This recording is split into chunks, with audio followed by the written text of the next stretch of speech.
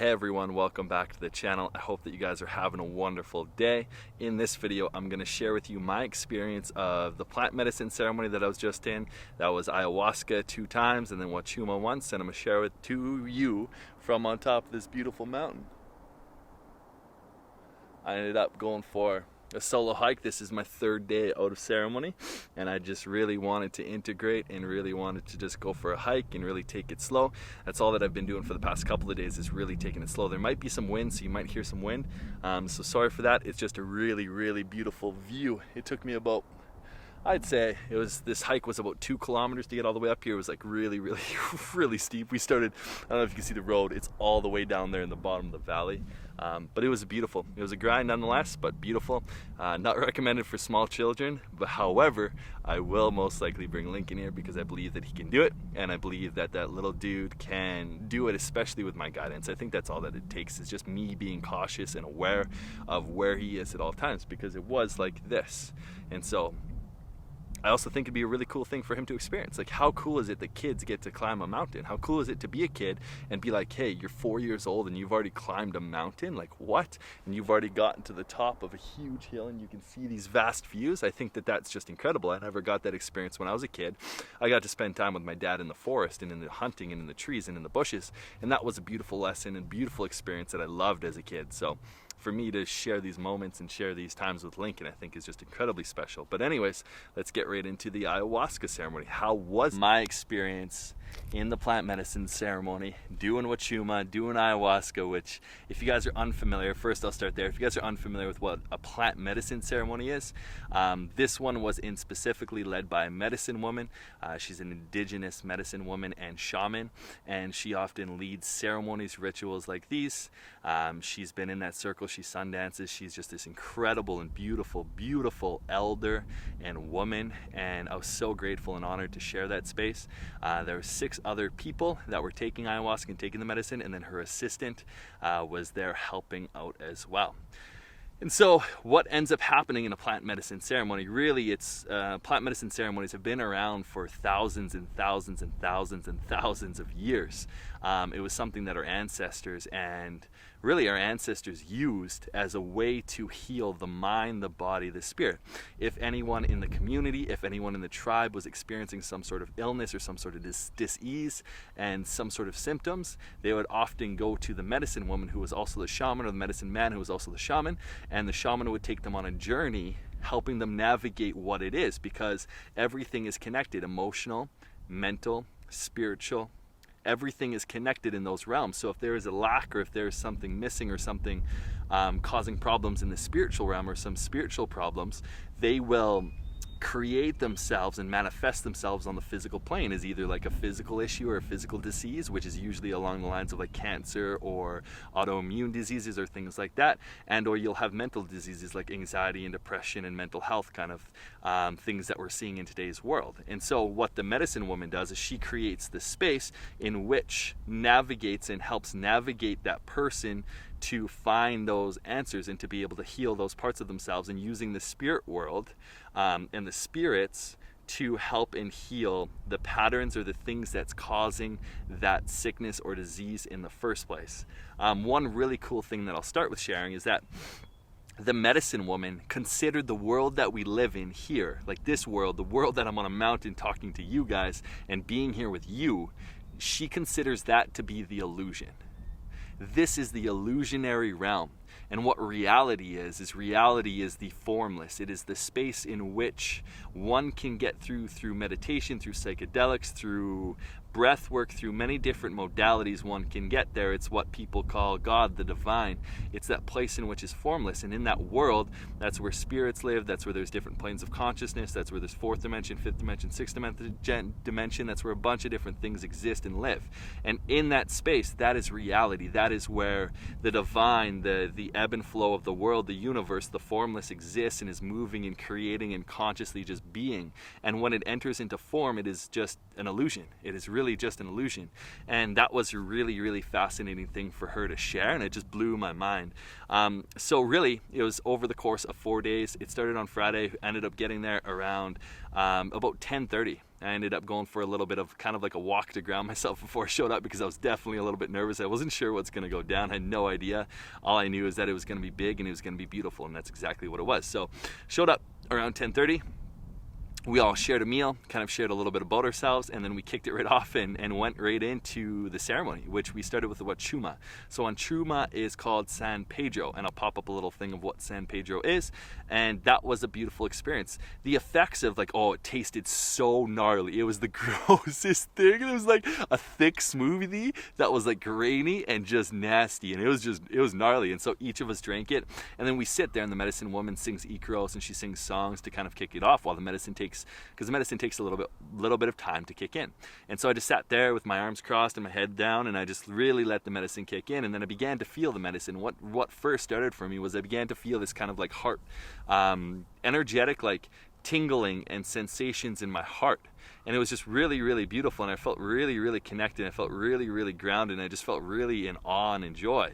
And so she continued to share stories, which were just beautiful. Her stories were so profound. I'm gonna share one with you guys. Actually, I'll create a video. It's called Jumping Mouse. It's such a phenomenal and beautiful story, and my mind was just blown at this story and in different parts, because like on Wachuma, I saw myself in each and every single story, each and every single song she sung. I saw myself, and I really saw myself in it. What Wachuma did for me was it really just grounded me in the present moment, grounded me in the here and now, in the actual like here and now, the present. Many people talk about the present moment, but they don't actually know what the experience of the present moment is. They say that, oh yeah, you just got to get into the present, but what does that mean? What does the present moment mean? I'm still learning what it means, and I think I'll be learning for the rest of my life what it actually means.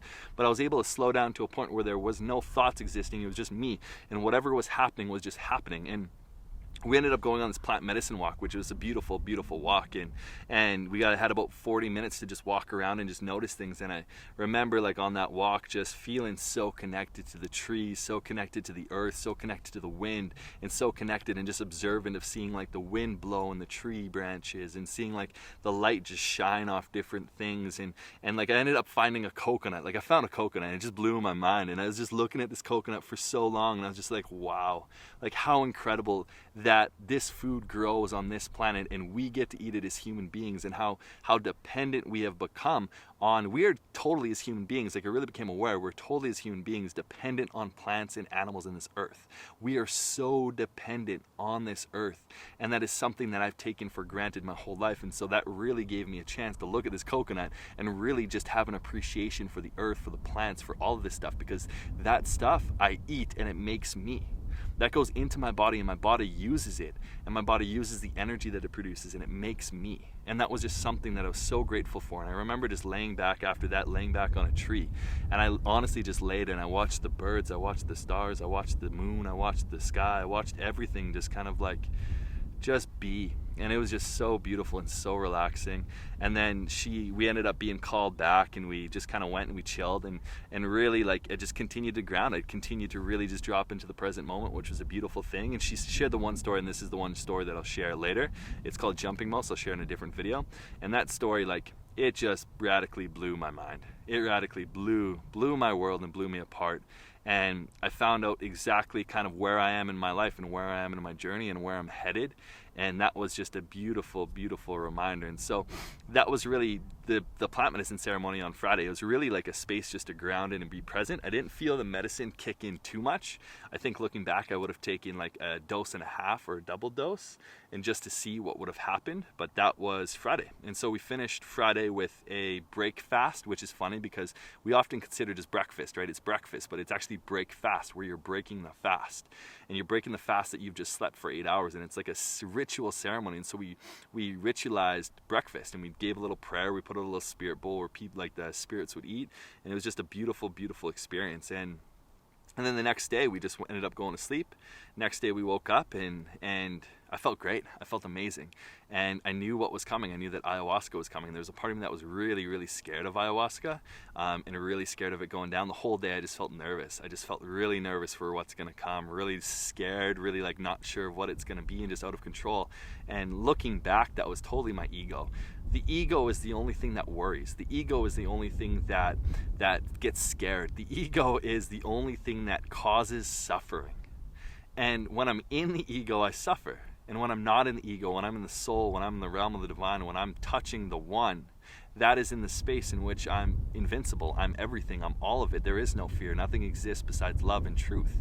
And it just is. It was a space I didn't share with you guys, but I ended up going bungee jumping. And this was back in December. I think it was like December 17th I went bungee jumping. And when I went bungee jumping, I didn't feel scared. And I am scared of heights. Like, I'm a person who is scared of heights. It took me 30 minutes to cliff jump off like a 15-foot jump. And I was up 150 feet for a bungee jump. And I walked up and I was feeling so tapped in and such in a place. I found the space in which in me that does not experience fear. And I was able to meditate while I was bungee jumping, while I was going bungee jumping, walking up the stairs to the place. I was able to meditate and touch that place, not feel fear, and do it in my first jump. It only took me I stood up to the edge, got to the edge, I breathed 6 breaths, raised my arms, breathed another 4 breaths, and then fell over and just dropped. And that was something that was beautiful. But that space that we touch that's I believe that to be the soul. So I ended up for the rest of the day kind of just like relaxing and resting and waiting for ayahuasca to come. And then the time came to drink ayahuasca, and I ended up like drinking the cup, and the medicine tasted wonderful. We set up like the ceremony. It was all set up and organized. So like the medicine woman was sitting right beside me actually, and she was kind of leading it. She drank with us, which was pretty cool, and I didn't realize that she was going to drink as well. But that's what shamans do. They touch the medicine, and they get to a space in which the medicine flows through them, and the spirits flow through them, and spirits begin to work on everyone who's participating in the ceremony, and that's how healing occurs. She is just the vessel for the entity and the spirits and the source and God and the divine and the universe, whatever you want to call it, to work through her on us, on those people who are attending, which was super, super cool. But the first night, honestly, it was the hardest night of my life. Like that was the hardest night that I've ever experienced. I remember when I first drank the medicine, I got really, really, really, really tired. I thought it wasn't kicking in. I was getting really passive aggressive too. I was like, fuck this. Like, I don't want to be here. Like, screw this, screw the medicine woman, screw this, screw the people. Like, I just want to go home. Like, this sucks. And I was like, my family sucks. Like, everything sucks. Like, my whole life sucks. And I was really going down that route, which was gnarly. And then I remember like Naite, that's the shaman, she called me up and she did some adjustments on me, and she like it's funny, I'll share with you what she does when she does adjustments, but she was doing an adjustment on me, and then I asked her at the end, can I have another cup, because I didn't feel like the medicine was fully there, and it was like everyone else like looked like they were just on this journey, and I was just sitting there just angry. And so I asked for another cup, and she's like, I told you to go sit down. And so and she's like, you're good, I told you to go sit down. And so I was like, whoa, like it made me even more angry, and I went and sat down. And then about 30 minutes later, she asked me like, Ethan, like, how you doing? Do you feel the medicine? I was like, I think so. And so I drank another cup. I took another cup of ayahuasca, which that projected me just on this crazy intense journey of just being trapped in the mind. It was honestly scary. It was so hard. It was super, super, super hard. It was a really, really hard night. I just couldn't escape the mind. Like, the mind just kept on thinking and thinking and thinking. I think these thoughts, and I think about like all the abuses that I've experienced and everything that I've experienced, all the traumas, the pains, the hurts that I've ever been through. And I was just thinking about all of them, and I couldn't escape them. And I was thinking about even like the moments of insanity in which I've touched, or in which I've felt, or the things that I've judged myself for. Like, I was feeling all of that, and at the same time too, like it was just really, really hard. It was just full of suffering and full of pain and full of hurt and full of shame and full of anger and full of guilt, and I just experienced it all. And I sat there, I couldn't do anything. Like, I couldn't move. I just sat there with my eyes closed, and I'd feel so scared. And then she lit the candle to say that the ceremony's over, and then you transition. After a certain time, she chooses when the ceremony is over, the spirits tell her, and she ends it, and then you go into dream time, in which it's kind of like lucid dreaming. And so I was awake the whole time. I was awake for the next, like, we drank at 7:30 at night. I was awake until the sun came up, plus probably about another hour and a half I was awake.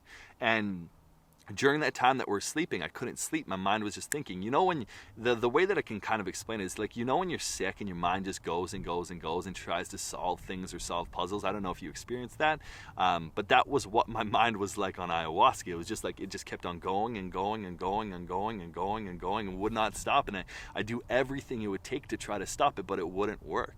And I remember even purging, so on ayahuasca, you tend to purge quite a bit, which is vomit and diarrhea. And I remember just like feeling this urge just to vomit and throw up, and I felt incredibly nauseous, and I started like puking. It was about 8 times that I was like,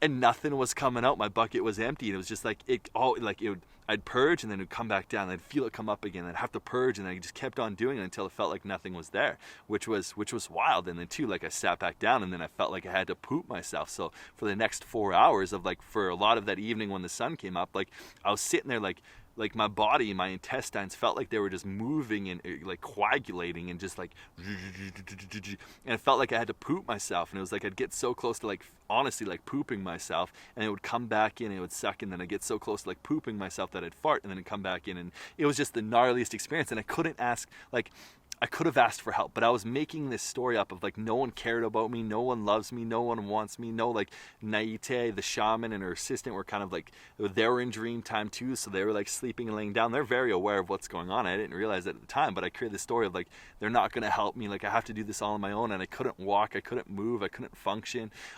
If I was going to get up, I was going to either puke everywhere or vomit everywhere, or vomit all over myself or fall over. So I just sat there and just experienced all of this, and slowly but surely the sun rose, the medicine kind of began to wear off a little bit, and I began to the feeling in my stomach of having to poop myself, that went away, which was nuts.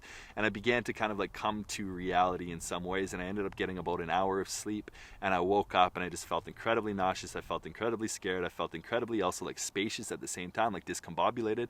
I didn't know where I was. I didn't know what was going on. I didn't know anything. And that was really the space that I was in for all of Sunday, which was just super, super interesting a space to be in.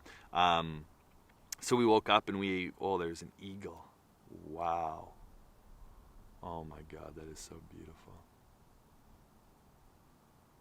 Wow. Thank you. Thank you. Thank you. Wow. Yeah, I woke up on Sunday, and there was the part of me that was there's no way I'm drinking ayahuasca again tonight. No way in hell that I'm doing that. That was the worst thing ever. And I felt so much resistance towards it. And for the whole day, I felt that resistance. So we got up and ate some food, and then we had our last meal at 3:30, and I ended up just going for some walks and waited until 7:30, 8 o'clock when we were going to drink ayahuasca again. And right before we went to drink the second cup, it was funny because I was reminded of the bungee jump story. I was reminded of touching that place in which the ego is the one that gets scared, and the shaman pointed this out, is the ego is the one to be scared. The soul is always safe. The part of us that is always eternal is always safe no matter what. And that reminded me just to touch on that bungee jump, that part of me that touched that wasn't scared, that no matter what happened, I was going to be fine. Even if I died, I was going to be fine. I shared that with me when I was bungee jumping. I reminded myself, if I die here, that's okay. It's okay, because there's some part of me that's going to live on. And I remember touching that, and instantly I felt so much more calm and so much more grounded. And so I was going into this ayahuasca ceremony way calmer and way grounded. There's still a part of me that was reluctant to do it. And so I only did 1 cup Sunday night, 1 cup that night. And when I took the medicine, I went right into meditation. I went right into breathing. And I tried to meditate on Saturday night, and I couldn't meditate. I just couldn't find that space. I just couldn't get grounded. I couldn't get centered. I couldn't slow down. But this night, Sunday night, I ended up finding this space right here in which I could feel the breath flow in and out through. And I just focused on breathing in that until the medicine kicked in. And when the medicine kicked in, it's a really funny feeling when ayahuasca kicks in, because it's considered the vine of the dead, the vine of the soul, and the grandmother. And she really just takes over. She really just, wherever we're going, it's almost like it's her direction of where we're going. And my intention for this one was, for Sunday night, was to experience the truth of who I am through love. My intention on Saturday was to let go of all of which that does not serve. And so obviously my intention was a little bit different on Sunday, which led to a different experience. So medicine kicked in. I ended up feeling this sense of fear right away. And I was like, oh my gosh, I feel so scared. Like, uh-oh. And I remember the shaman also saying, like, when the ego does pop up, just remind the ego that you got this, that the other part of you has this, that the ego can sit down and take a back seat, and that it's going to be okay no matter what. And so I told my ego that. And I remember just feeling like the ego would just like crawl into a hole and just be gone. And then I began to experience love and experience truth. And I began to experience this other sensation. And I remember with that sensation of fear that kind of first kicked in, I remember asking myself, like, what if this feeling was love? And what if this feeling of being kind of like scared, what if that is love? And even yesterday, when I was so scared in ayahuasca, what if I was running away from that feeling? What if that feeling was actually love? Because how do I know? How do I know what it is? I've only come to know fear and come to know love based on all the experiences that I've experienced around what that is. So for all that I know is that fear that I experienced on Saturday night, that could have been love, but it was my perception of it that made it fear. And so that shifted things for me. That began to, like, I melted that feeling of kind of being scared, and I accepted it. I felt it, and I was like, oh, what if this is love? And I felt it as love. And that's what I began to experience the whole night, was love and oneness. It was unbelievable what it's like to feel and be in the formless, what it's like to fully be in the I, in God, in the divine, in that experience. It was nuts. It was truly nuts. And I would catch myself, I'd be pulled out of it. I would have this judgment, this thought of like, oh, I want to feel more of this. And it was interesting because I'd have that thought, I'd see that thought, I'd be like, oh, as soon as I say that thought, I pull myself out of oneness, I pull myself out of pure love, I pull myself out of the divine and enter into the illusion. I enter into this world of thought and world of mind. And it was interesting, that separation that occurs. And as soon as there's separation, there is suffering. And so I noticed it, and I was like, oh, like, wow, look at me go. I'm choosing to be separate here. I'm choosing to separate myself as I'm choosing to say that I want more of this instead of just experiencing what is here. And I began to like look at that and be like, oh, wow.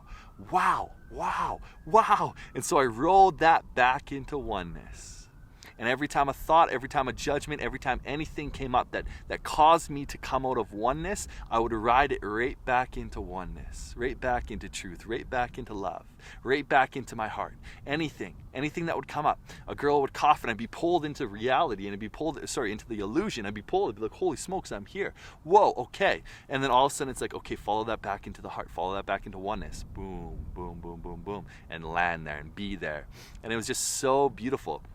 And grandmother ayahuasca, she came in the form too of like, I had this vision of her being like a ladybug and a caterpillar, and she was holding my hand and guiding me on this journey through love. And I remember asking her, like, what is the point of all of this? What's the point of life? And she ended up replying to me, and she's like, when you ask yourself those questions, Ethan, you get so distracted by the question and trying to figure out an answer for that you miss the whole point of life. The whole point of life is found when you're not answering or asking questions, but you're sitting in the moment in which you are in. It's here. It's now. What is the point of life? There is no answer to that question. The point of life is to be here, is to experience this moment, is to experience this reality, this illusionary reality, is to experience this form as we are right now. That is the point. And to take full responsibility and live in truth and alignment with the one here and now. And that just blew my mind. And I began to kind of like go through of like the ladybug ayahuasca, grandmother ayahuasca led me through like all of the moments of my childhood. And there's some moments that stick out for sure. Like my dad used to get angry at me, he used to point the finger. And I was with ayahuasca in that memory, and the memory came up, and she's like, that's love. Like, that was love. That was your dad's highest expression of love in that moment. Though it caused a tremendous amount of pain for you, that was love. And I began to see it as like, that's love. And I went through like my sexual abuse, and it was like, that's love. That was that person's expression of love to me at that time. That's what that person was capable of loving. That's the love that the person was capable of. And it was just like, poof, like, whoa. And then I felt like every single moment, every single trauma, every single time I've been hurt or been caused pain, I viewed it as like, that's love. And she showed me that. I was like, no way. And then we went on and we took it to a macro scale of like pedophilia and rape and war and molestation and all the worst things on the world. And I was like, there is no way that these things are love. And I remember the ladybug like face like turned and looked at me. She's like, that's love, Ethan. And I was just like, wow. And what also came up in that moment is that that is all part of Earth. That is all part of the oneness. That is all part of this world that we are experiencing, that there is nothing separate. Those things that are happening are a result of us, are a result of what we've created, the systems, the structures, the pain, the hurt, everything that we cause. All of it is here. It's part of it. It's part of this experience. And so when I'm sitting here judging those things for being right, wrong, bad, or this, I'm separating myself from that. But what I'm not willing to look at is how I'm actually connected to all of those events. And all of those things are one. All of those things are truth. All of those things are love. And that just blew my mind to view it that way, because it's like, oh shit, like that was hard. That was a hard pill to swallow. That war is love. That pedophilia is love. That rape and molestation and war and sexual abuse, that all those things are acts of love. It was like, I was like, wow, that really, really blew my mind, and it still blows my mind to this moment in time. There's a part of me that was a little bit reluctant to share that, because it's like, that is such a profound thing, an out there thing to believe. That is not something that I'm just going to go walking around the street being like, hey, yo, this is love, this is love, this is love, this is love. But that is something that I actually believe to be true. Do I believe that pedophilia does not serve this planet, does not serve this world? Yes, I do believe that. Do I believe that war does not serve this planet, does not serve this world? Yes. But is it happening? Is it occurring? Am I denying that it is happening? No, I'm not denying that it's happening, because it is happening, and it is here. It's part of this experience. It's part of the oneness. It's part of what we've called in. Everything is God. There is nothing that is not separate from God. The moment that I choose to separate from myself from God is the moment that suffering comes into my life. And that is the whole experience of what I learned on Sunday night, was that as soon as I separate myself from God, and I mean God, what I mean by God, I mean to describe the formless, to describe the thing in which is not in form. This world is form. What's above and beyond this world is called the formless, and it is like God is the word to describe the undescribable, but it's the word to describe the divine, it's the word to describe the universe, and that's how I use that word. So Sunday night was just this huge mind-opening expansion, this beautiful like experience that I will honestly remember for the rest of my life, and has impacted me greatly even over the past 3 days. It's blown my mind. It has done nothing but blown my mind. And after this ceremony, she lit the candle, and that's like when ceremony's done. And actually before, she ended up going around with all these cool little instruments and hinky-doos, and she's singing Icaros, and she's doing all this beautiful, cool stuff.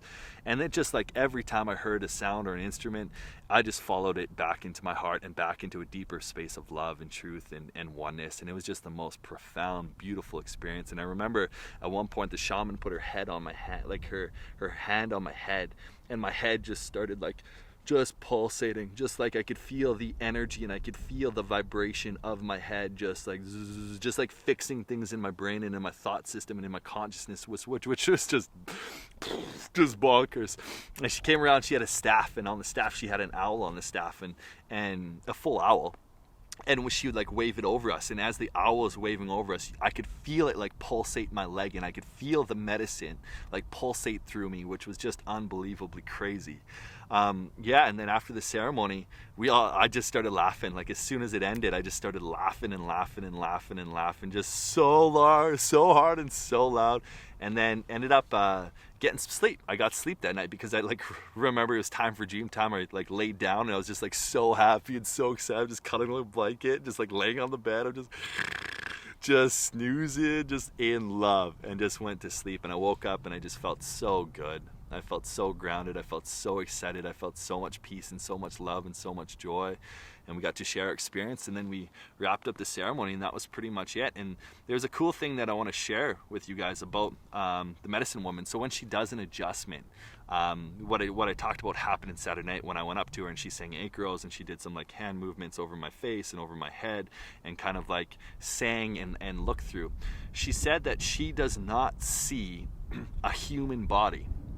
What she sees is patterns. What she sees is energy. What she sees is consciousness. What she sees is spirits. She does not see the physical body in that space. She sees all the patterns and ways in which a person is stuck and ways in which a person is operating. So she sees something. I have no idea what she sees, but she does not see the physical body. She sees the energetic, whatever that is, the energy that's there, the vibration that's there, the patterns that are there. And she corrects those patterns with song, with hands, with fingers, with spirits, with medicine, with whatever it takes. And the ayahuasca works with her to kind of like navigate those different patterns. And when I look back, I honestly view Saturday night as like let go of all of in which does not serve me. I literally like went through all of my neuroses. I went through all of the places in which I'm stuck in my mind, in which I've been stuck in my mind for quite some time.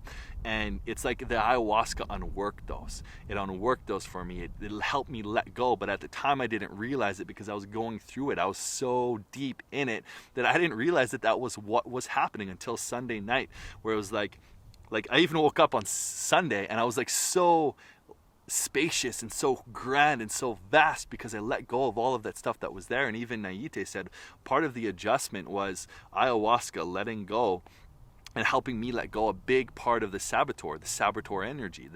She said that was a huge part of your being, was this part of you that just sabotages. It's like she explained it as like an image. She's like you had one foot on the gas to go in your life, like you were doing things, and at the same time you also had one foot on the brake, and so you weren't going anywhere. And it was just like, holy smokes, that's been my life for quite some time. I feel like I haven't really been like going anywhere. Even though I feel like I'm not doing the things that I know I could be doing because I'm scared. And so that was really huge to sit with and be with, and just like absolutely blew